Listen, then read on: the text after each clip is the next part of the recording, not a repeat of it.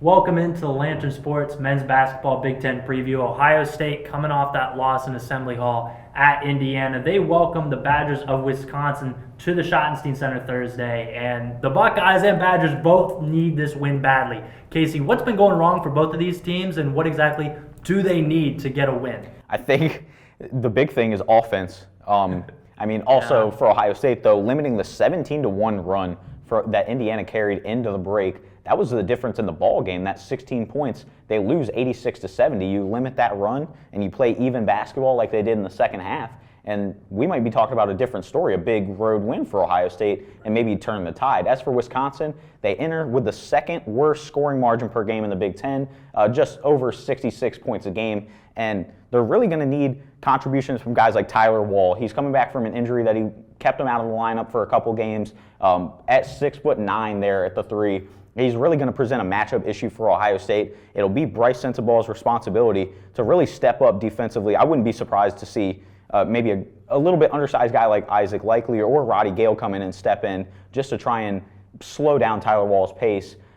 Steven Krause, another guy at 7 foot. I really liked what I saw from Felix Okpara against Indiana. Absolutely. He had some very good defensive work against Trey Jackson-Davis, one of the most talented bigs in the Big Ten.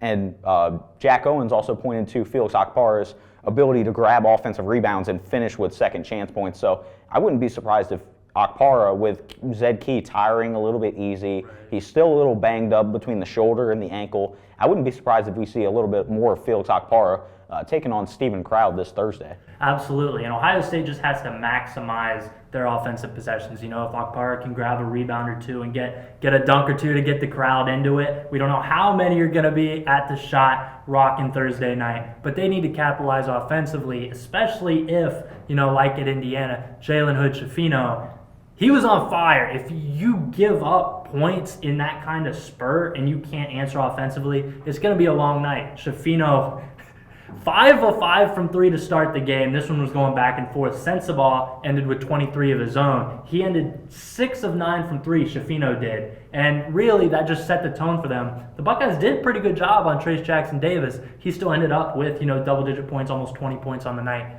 But it's going to be tough sledding every night in the Big Ten on both ends of the floor. Right, and it's kind of an interesting point you bring up Jalen Hood-Schifino's ability to knock down the three. One guy I'm looking for in that regard for Wisconsin is Chucky Hepburn. He just probably about 12 points a game entering. He's an experienced guy. He was with Johnny Davis in that Wisconsin backcourt a season ago. But his ability to step in, if he gets hot early, that could really, really stifle some Ohio State momentum that they might be carrying into this matchup with a little bit of a layoff since their last matchup against Indiana.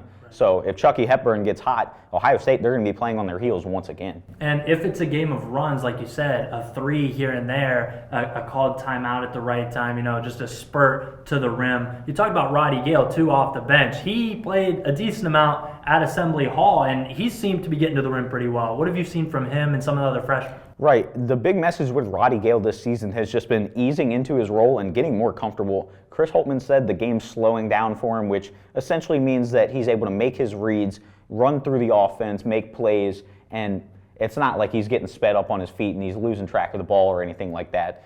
So Roddy Gale, he's really easing into his own, and Chris Holtmann said, by this point next year in his sophomore season, we might be asking, where did this guy come from? So I think Roddy Gale's a very viable option for Ohio State, and in more of a defensive struggle that I believe this is going to be, with Wisconsin only averaging 66 points a game, and Ohio State obviously going through their offensive struggles, just not making shots, ball movement, or movement away from the ball. I think a guy like Roddy Gale could be an X factor in this matchup. Absolutely, and you talked about how the pace may slow a little bit. We expect that Thursday night at the Schottenstein Center as Ohio State looks to stop the bleeding. They've lost 7 of the last 8. Wisconsin looking to get back in the win column as well. Us here at the Lantern will have you covered with all the content and coverage from that game. For myself, Gabe Burggraf, and Casey Smith, this has been the Lantern Sports Big Ten Men's Basketball Preview. Thank you for watching, and take care.